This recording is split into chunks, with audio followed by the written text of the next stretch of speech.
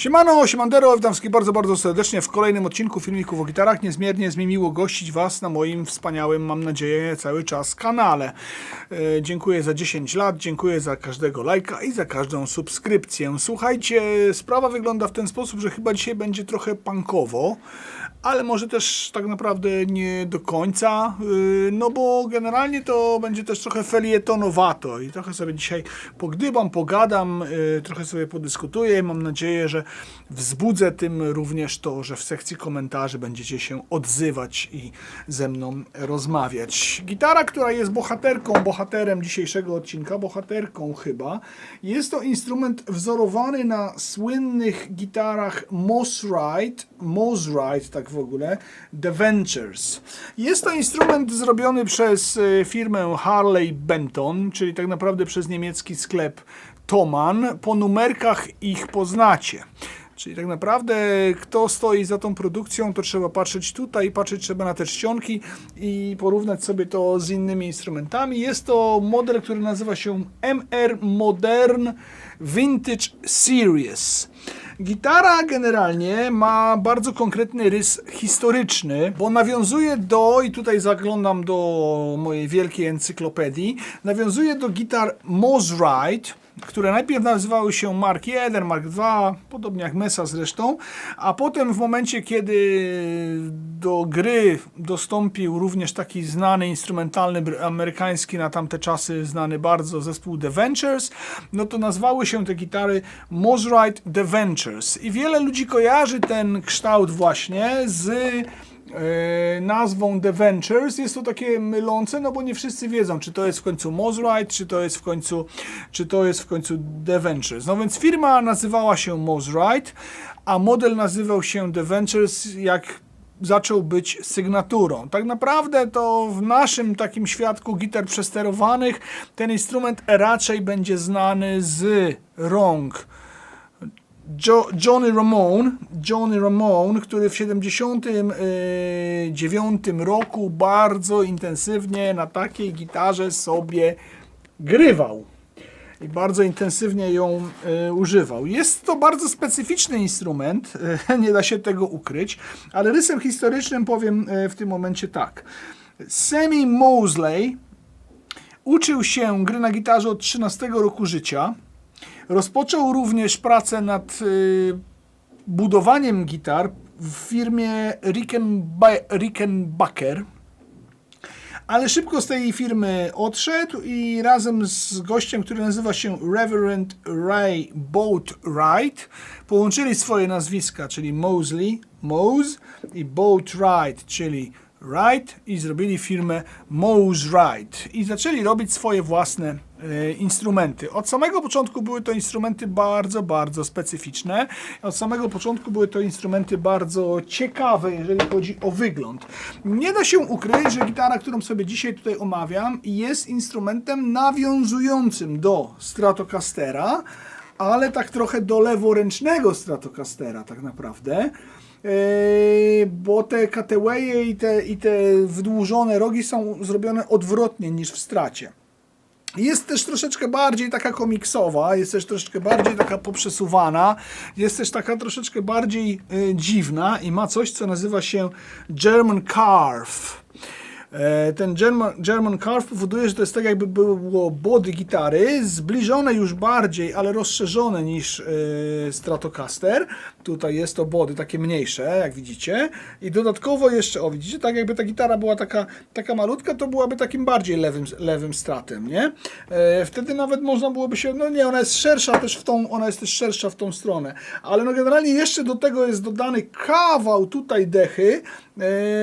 No wiadomo, no to jest wszystko wycięte z jednego kawałka drewna, no ale tak myśląc sobie, to jest to jeszcze kawał jednej wielkiej dechy dodany dookoła tego jako taki, w cudzysłowie tutaj oczywiście mówię, binding, więc no jest to mega interesujący instrument, który tak naprawdę, no mówię, ten Johnny Ramone go tak rozsławił i to The Ventures go rozsławiło, ale no nie jest to też instrument taki, wiecie, jak sobie myślicie gitara elektryczna, to nie jest pierwszy wybór, jak sobie będziecie o tym myśleli. Natomiast jeżeli już się zagłębiacie w historię marki, no to na pewno będziecie wiedzieć o tym, że takie gitary istniały.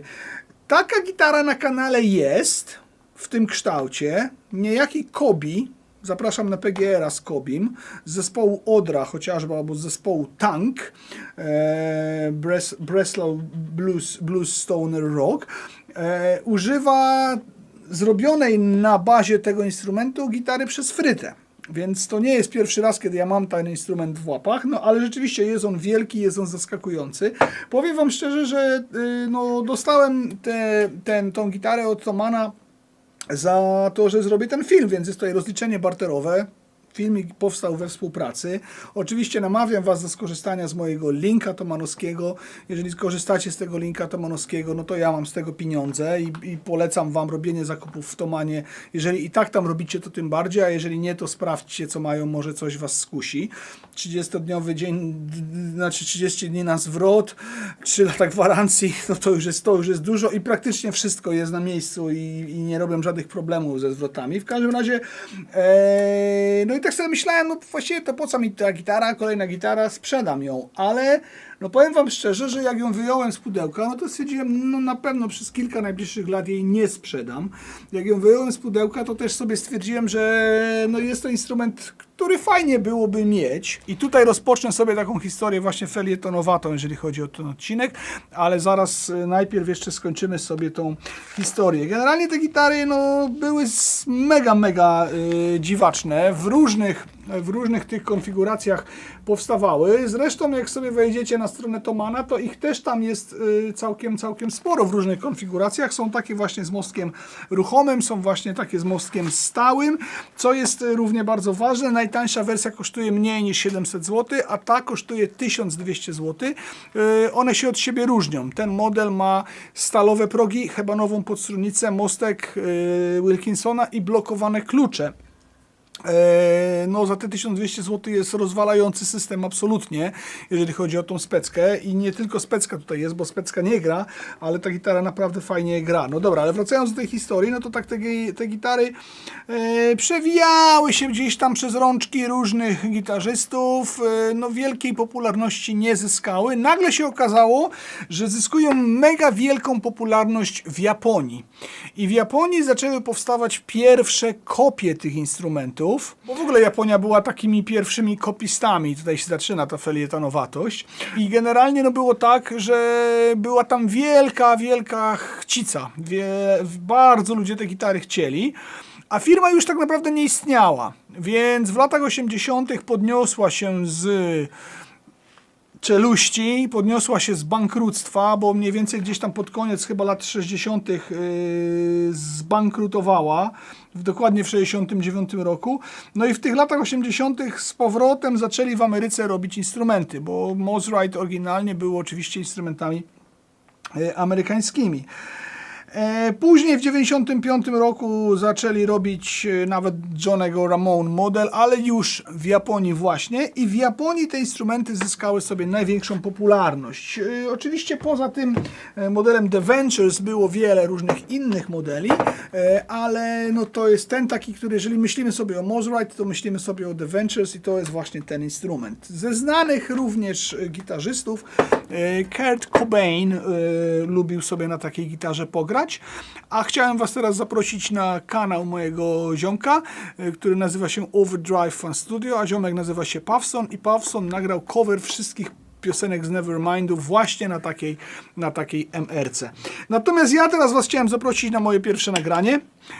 Pierwsze nagranie będzie punkowe, bo uważam, że jest to gitara punkowa. Gram właściwie jeden riff i pokazuję Wam wszystkie możliwości tego instrumentu, czyli trójpozycyjny przełącznik, ale dodatkowo rozłączane cewki, czyli tak naprawdę dwie gitary w jednej i wszystko to na jednym riffie, a wszystko to również na jednym riffie, a w jednym kanale jest La Boga DS100, a w drugim jest nieżywy kotek. W ogóle to znalazłem dzisiaj kotka, ale był za mały, żeby go trzymać, więc na razie pojechał do schroniska. Może się z tego schroniska go uda wyciągnąć. Ale nieżywy kotek na razie w wersji prototypowej, więc tak jeszcze nieoficjalnie jesteście pierwszymi osobami, które w ogóle o nieżywym kotku cokolwiek wiedzą.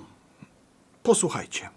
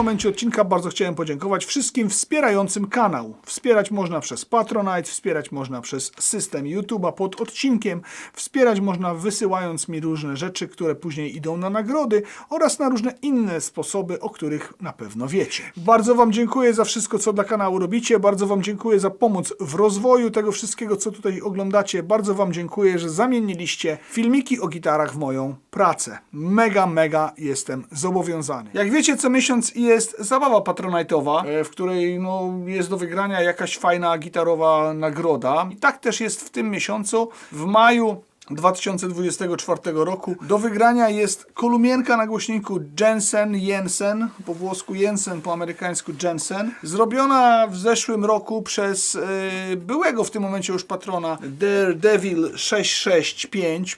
Bardzo dziękuję, bardzo pozdrawiam, bardzo dziękuję wszystkim, którzy kiedykolwiek wspierali, nawet przez 1 miesiąc. Oczywiście, jeżeli możecie wrócić kiedyś do wspierania, no to zapraszam do tego wspierania. Dostałem 2 takie kolumienki, jedna ze mną zostaje. W tej jest akurat taki głośnik, nie pamiętam już teraz który, ale który mam w swoich kolumnach tych Ultimate Cabinet, więc ta ląduje w puli nagrodowej, jeżeli chodzi o miesiąc maj dla patronów. No właśnie, no i ta część felietonowata w tym momencie się zaczyna, no bo generalnie to jest tak, że Japończycy byli pierwszymi kopistami znanych i lubianych kształtów.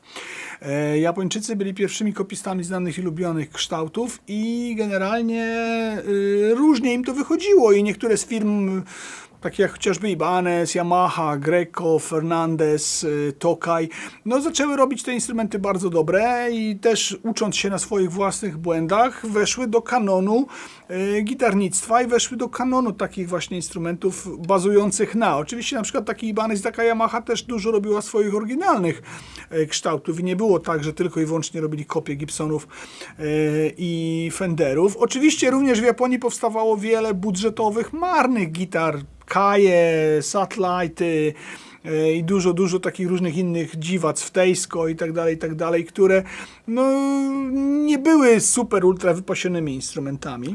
Więc takie kopiowanie kształtów, kopiowanie, nawiązywanie, oddawanie hołdu, jakkolwiek to sobie nazwiecie, dla mnie to jest zawsze oddawanie po prostu, no wiadomo, że to można potraktować to też w kategorii tego, że ktoś kradnie prawa autorskie do instrumentu, no ale w takim wypadku, jak na przykład tutaj sobie taki Harley Benton zrobił taki instrument, moim zdaniem jest to na swój sposób też oddanie hołdu. Też jest to na swój sposób oddanie hołdu wam jako gitarzystom, no bo wiecie, no taki Mosrite potrafi kosztować grube pieniądze oryginalnie, a jeśli ktoś po prostu taki instrument chce, nie stać go również na to, żeby ktoś mu zrobił kopię, no to wtedy tutaj wychodzi naprzeciw nam właśnie Harley Benton, który taki instrument zrobi i będziecie sobie mogli na nim grać i kupić go za niewielkie pieniądze. 1200 zł to no nie jest jakoś specjalnie dużo za tego typu gitarę elektryczną.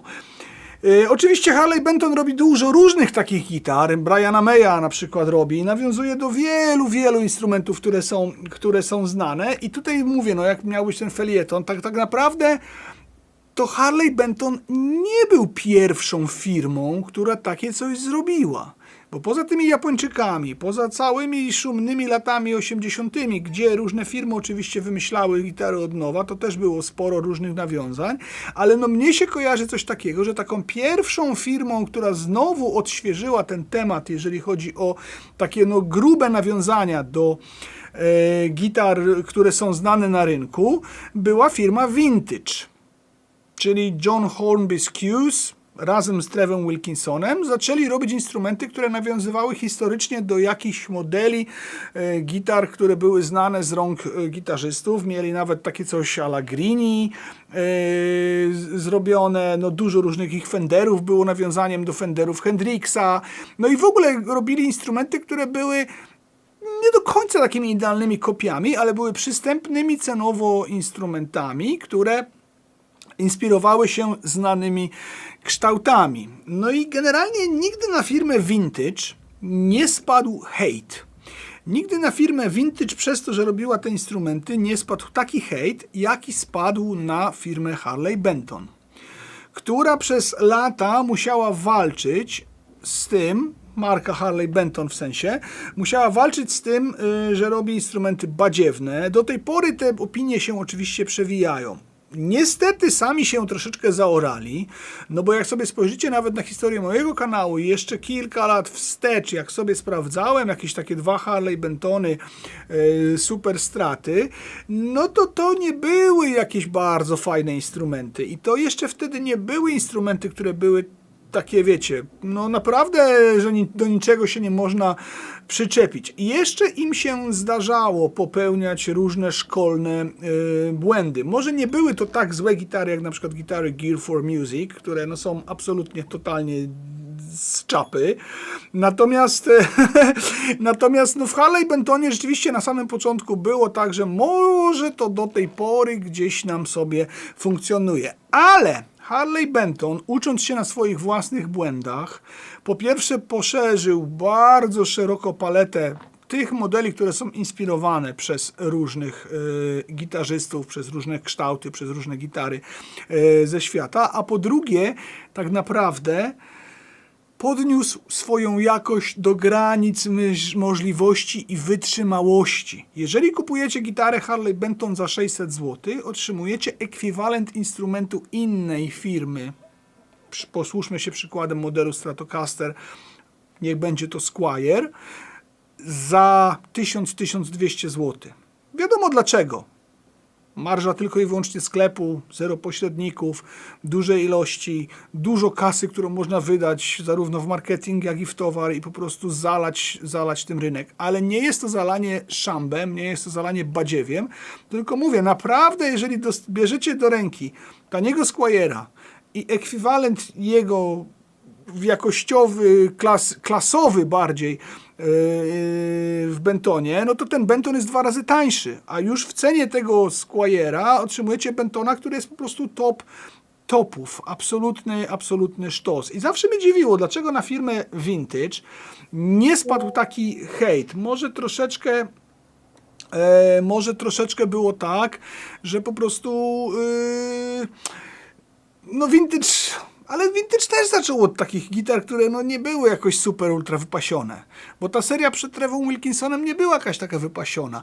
Może tutaj jest element cenowy i może tutaj chodzi o to, że Bentony po prostu były od razu tanie i ludzie porównywali je z takimi ultra mega tanimi instrumentami i nie widząc ich, bo podejrzewam, że 85%, no może 65% opinii na temat Harley Bentona jest wypowiadana przez ludzi, którzy nigdy Harley Bentona w rękach nie mieli, albo mieli naprawdę jakieś kiepskie modele, bo takie oczywiście też są i nie wszystko jest fajne. I ST20 jest ekwiwalentem Bulleta, no jest tańszy od Bulleta, ale to nie jest fajna gitara, więc też porównując ją do jakiegoś wysokiego Strata, no to tak jakbyśmy Bulleta porównywali do Strata. No mam takie pudło Travelera, no nie jest to fajny instrument, tak? Więc też nie wszystko złoto, co się nie świeci, natomiast, czy nie wszystko nie złoto, co się świeci, natomiast no może było tak, że oni po prostu już tymi cenami spowodowali, że ludzie tak zaczęli na nie patrzeć. Tutaj właśnie chciałbym, żebyście trochę pogadali w tych komentarzach, żebyście napisali, co wy na ten temat sądzicie, ale na podstawie doświadczenia, a nie na podstawie jakichś pierdół, że ale Benton no gówno, ale w życiu nie miałem ale Bentona, bo miałem jednego i krzywo były struny założone, brudne, albo no słuchajcie, to tak nie można. Ja akurat Harley Bentonów miałem dużo. Harley Bentonów miałem naprawdę bardzo dużo. Serwisowałem, sprawdzaliśmy, oglądaliśmy. No nie ma się do czego absolutnie przyczepić. Więc słuchajcie, w tym momencie poprosiłem Liperka, żeby trochę dla was zagrał. Liperek zagrał sobie na tym hi-wacie, tam którego nie widać. I tak troszeczkę inaczej niż ja.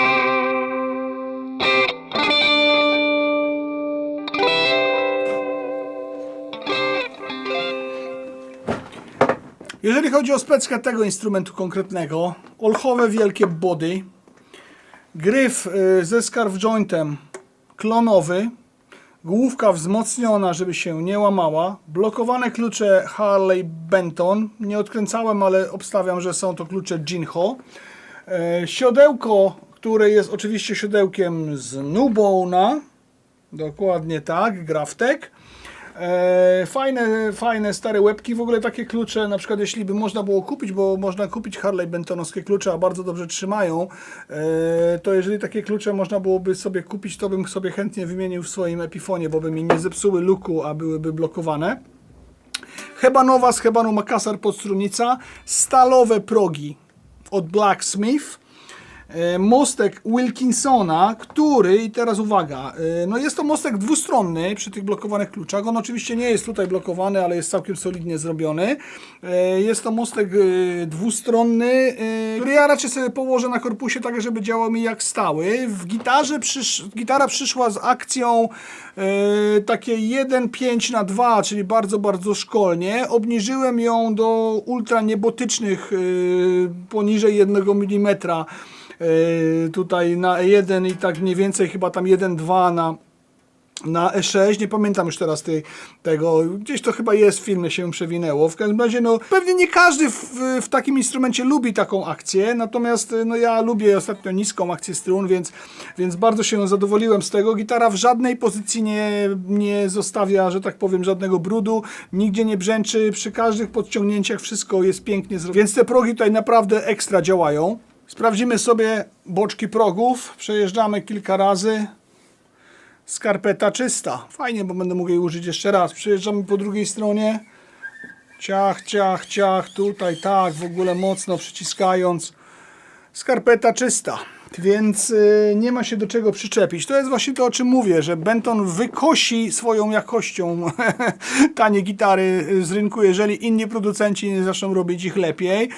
Benton już podniósł poprzeczkę innym producentom, bo wyraźnie też musieli zacząć troszeczkę zwracać więcej uwagi, w szczególności po pandemii, na to, co robią, bo Benton nie stosował żadnych, wiecie, obniżek w jakości, wręcz przeciwnie, cały czas szedł do góry, a różnie to po tej pandemii bywało i na przykład wiele Jacksonów z serii JS odesłałem z kwitkiem z tego kanału, bo nie chciałem robić o nich filmów sponsorowanych, jak je dostawałem, no bo nie mogłem po prostu nic dobrego o nich powiedzieć. O buletach, że tak powiem, wypowiadam się wielokrotnie i w różnych nawet Affinity w odcinkach miszmaszowych, więc tak naprawdę no absolutny sztos sztosów. Ta gitara ma dwa przetworniki Artek, czyli jednego z czołowych, Donlis i Artek, to są takie dwa czołowe, no jeszcze jest GNB, to są tacy producenci czołowi na azjatyckim rynku, robiący dla wielu innych firm. Arteka przetworniki można kupić też oczywiście osobno, więc sobie sprawdźcie, co to są za przetworniki. Bardzo specyficzne przetworniki, wyglądające jak P90, rozłączające się cewkowo, złączające się cewkowo, grające jak humbuckery. Widzieliście też już, ile one mają. Co do tego mostka, mówię, no ten mostek spokojnie przy tej akcji 1,5 na 2, tak jak ona przyszła, na której się oczywiście tak radzi, są ludzie, którzy tak lubią, bardzo ładnie sobie wibrował. W tym momencie ja go mam tak ustawionego, że no tak troszeczkę można nim ruszać i ja sobie go ściągnę jeszcze bardziej sprężynami, sobie go położę. Ja po prostu tak te mostki lubię. Oldschoolowe tutaj dostęp taki konkretny, no nie zrobili tutaj żadnych ścięć i tak dalej, no ale jest to raczej nawiązanie do tej tradycji tego Mosrite'a właśnie. Przepiękny kolor metalik, bardzo ładny, więc myślę, że no słuchajcie, dużo tutaj jest. Heban Makassar to w niektórych gitarach po 5-6 tysięcy. Stalowe progi to też nie jest takie coś, co od razu dostajecie.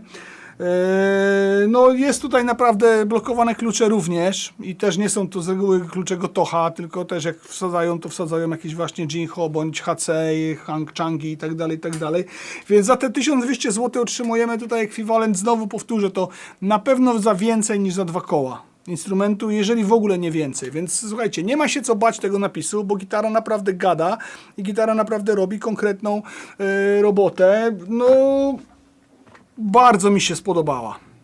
Posłuchamy sobie trzeciego nagrania. Jest to nagranie zrobione na EVH-u 51510, na Englu Thunder 50. One są rozbite TC Electronic, wiecie, nagrywam tym TC Electronic tak, żeby jednym take'iem nagrywać po prostu partie rytmiczne. I solóweczka znowu jest zagrana na Dead Kitty.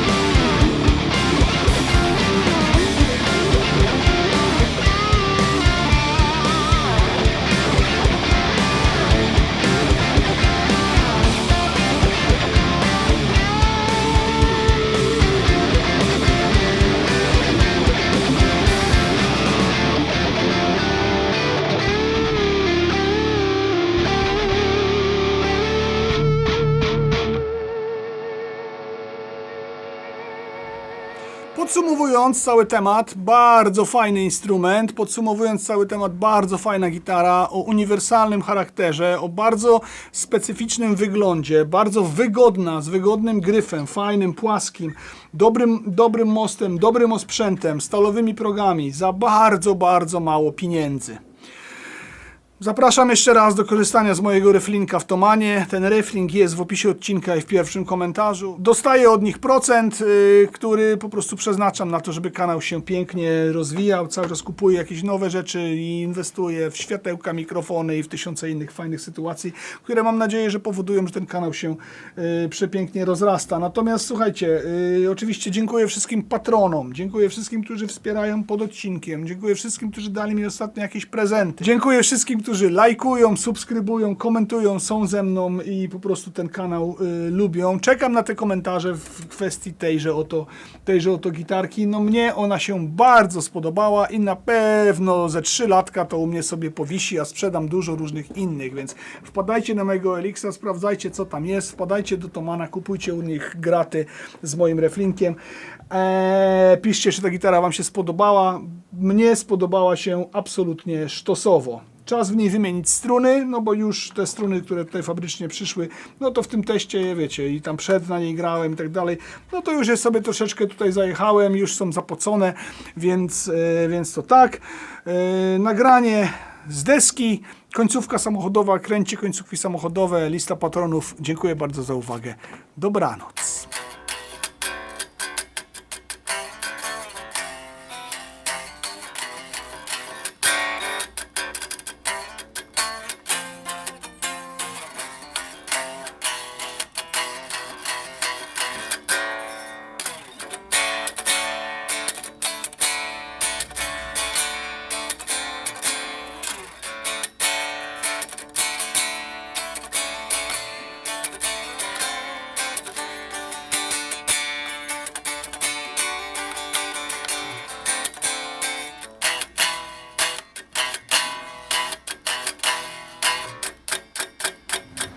No oksantypowcy, to nie jest nowa mapa Grójca, to jest kolejna końcówka samochodowa. Zobaczcie jakiego samochodu.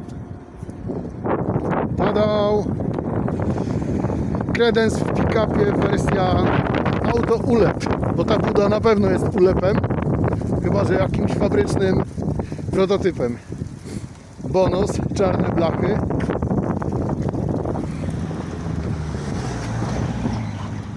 Blokada kierownicy, a jakże. W końcu te samochody już tak idą cenowo w górę, że faktycznie ktoś to może ukraść. Ale kto ukradnie jedyny samochód na świecie? Proszę, taka piękność z tyłu. Chlapaki FSO. Wow. Że ja coś takiego trafiłem. Oczywiście na pewno elektronicznie składane to lusterko. Ale zobaczcie tą powłokę lakierniczą. No, czyste absolutnie złoto. Zobaczcie, spryskiwacze na szyby. A to nie wiem co to jest i boję się domyślać. Kto tu siada? Antena, no już wyżej się nie da, dzięki czemu odbierzemy każde radio na tym świecie. Ale widzicie, są ślady jakby po tylnych drzwiach. Nie no, coś pięknego. Jeszcze raz go obejdźmy, bo z podziwu wyjść nie mogę. Oczywiście najpiękniejszy chrom na zderzaku, tak zwany pędzlochrom. O! Precyzja wykonania w FSO zawsze była priorytetem. Co by tu jeszcze o tym pięknym tworze? Coś cudownego. Znów się jaram. Co by tu jeszcze można dodać do tego Fiata? Tylko Honda Civic, taką nawraka. Pozdrawiam z placu Politechniki w Warszawie.